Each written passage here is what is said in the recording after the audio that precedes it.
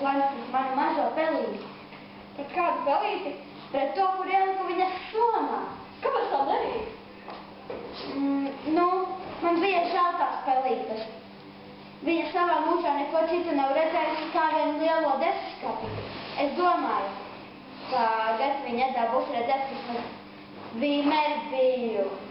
Kā cik nu Petrā kundze būs pret viņu laipna? Viņa droši vien būs laipna. Tas notika 10. jūnijā, kad Emīls uzlika mazo īdu karoga kasti un notiesāja visas desas. Varbūt viņš beidzot dzirdēt arī kaut ko par svētdienu, 8. jūliju, kad Emīls dzīvoja Zaļas Kulskargas līdzerumā. Ja vairāk gribat uzzināt par Emīlu, piedzīvojumu, lasat grāmatu Lenenbergas Emīls.